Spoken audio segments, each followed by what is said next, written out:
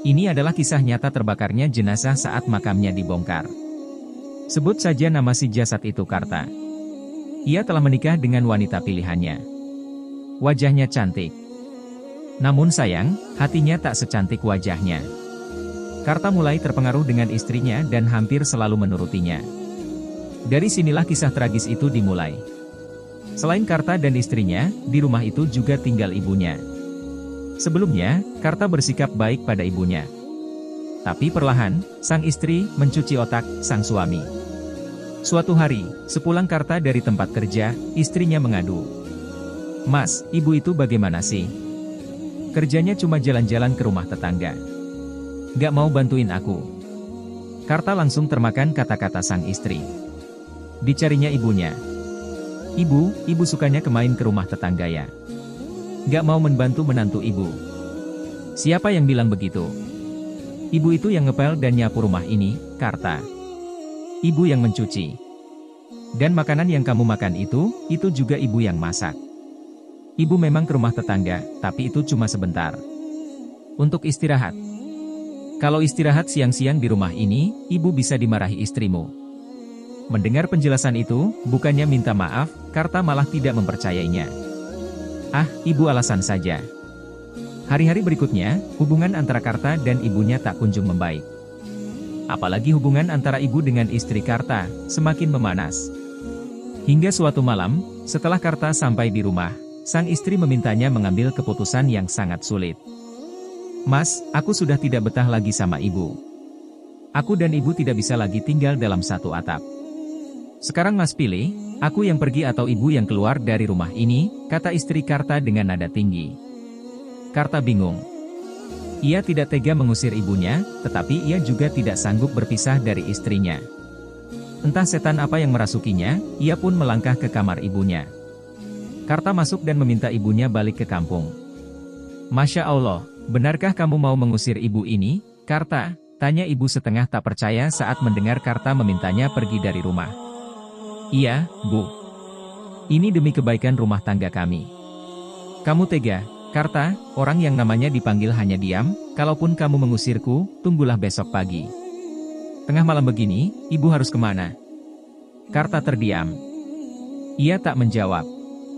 Tapi keputusannya telah bulat. Beberapa waktu kemudian, ibu keluar dengan tas di tangannya.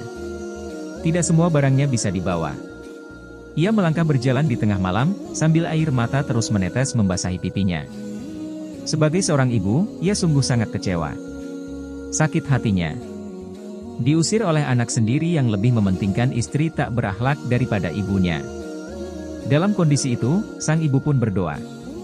"Ya Allah, hatiku sakit atas perlakuan ini. Anakku sendiri mengusirku, padahal aku yang mengandung, melahirkan, menyusui dan membesarkannya. Ya Allah, aku tidak ridho padanya.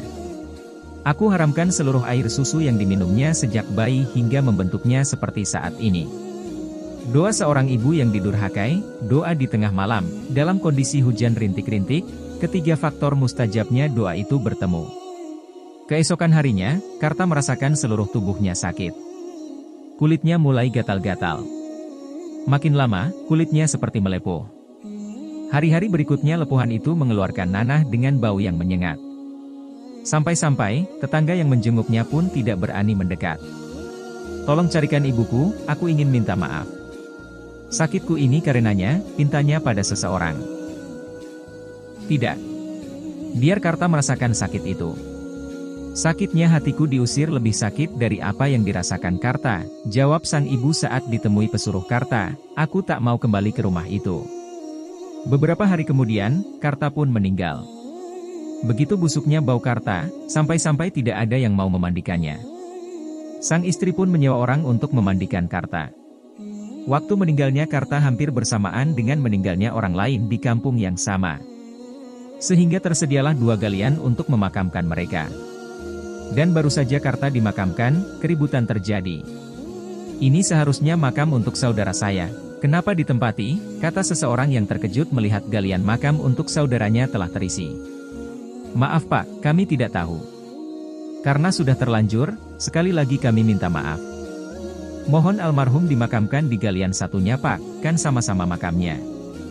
"Tidak bisa. Ini sudah kita pesan liang lahatnya dekat dengan anggota keluarga yang meninggal sebelumnya. Kalau di sana kan jadi terpisah. Kami tidak mau. Harus dibongkar. Karena tidak bisa diajak kompromi, akhirnya warga pun mengalah untuk membongkar kembali makam Karta. Anehnya, saat makamnya dibongkar, mereka mendapati kain kafan Karta telah berubah warna, coklat keabu-abuan. Tubuhnya juga tampak lebih tipis. Dan begitu dibuka, mereka terkejut bukan main.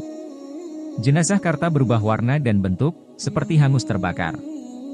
Demikian dahsyatnya azab bagi anak yang durhaka kepada ibunya. Azab pedih langsung terjadi di dunia dan lebih pedih lagi saat berada di alam barzah.